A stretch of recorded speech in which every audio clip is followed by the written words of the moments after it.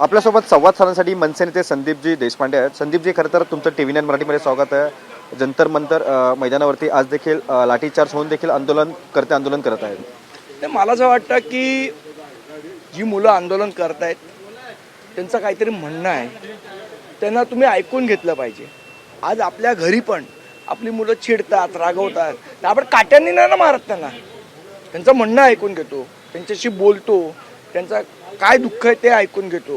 ही कुठली सरकारची दडपशाही आहे आणि हुकुमशाही आहे? तुम्ही हिटलरपेक्षा बदतर झालेला आहात. ते ब्रिटिश निदान उपोषण करताना भेटायला तरी जायचे, त्यांच्याशी चर्चा करायला जायचे. त्याच्यापेक्षाही बदतरपणे हे सरकार वागतंय. त्यामुळे मला असं वाटतं हे काही योग्य नाही आणि सरकारने सगळ्या नागरिकांशी संवाद साधला पाहिजे. एरवी तुम्ही मन की बात करता ना, मग आता काय तुम्हाला आमच्या मन की बात कधी ऐकणार तुम्ही? आपण पाहतो की भर पावसात आंदोलन सुरू आहे. आज आम्ही आंदोलन करणार आहोत. आझाद मैदानावर महाराष्ट्र नवनिर्माण सेना 11 वाजता आंदोलन करणार आहे. हेच व्यवस्थेविरुद्धचं आंदोलन आहे. महानगरपालिकेमध्ये झाड पडून एका मुलाचा मृत्यू झाला आणि त्यानंतर महानगरपालिका सांगते की दोष कोणाचाच नाही. मला असं वाटतं ह्याच्या विरोधात आमचं आंदोलन आहे, व्यवस्थेच्या विरोधात आंदोलन आहे आणि व्यवस्थेला प्रश्न विचारण्यासाठी आंदोलन आहे. जे सध्या आंदोलन सुरू आहे त्या आंदोलनाला विरोधकांचा मोठा पाठिंबा मिळतो. आमचाही पाठिंबा आहे. काल सन्माननीय राजसाहेबांनी पाठिंबा जाहीर केला. आपल्याला माहिती असेल तर काल आंदोलकांबरोबर दादरमध्ये शर्मिला वहिनी स्वतः बसल्या होत्या. त्यामुळे आमचाही या आंदोलनाला पाठिंबा आहे आणि विद्यार्थ्यांचं म्हणणं ऐकून घेतलं पाहिजे.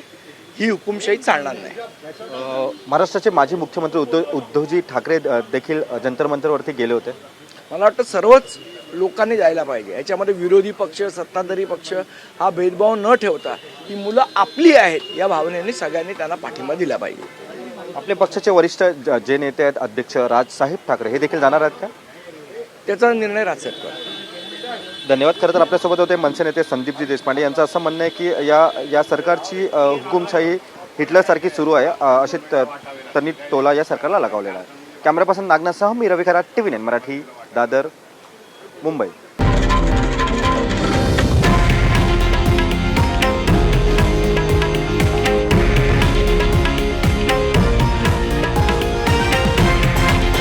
हे आहे देशातील नंबर 1 न्यूज नेटवर्क आणि आपण पाहत आहात TV 9 मराठी, एकमेव.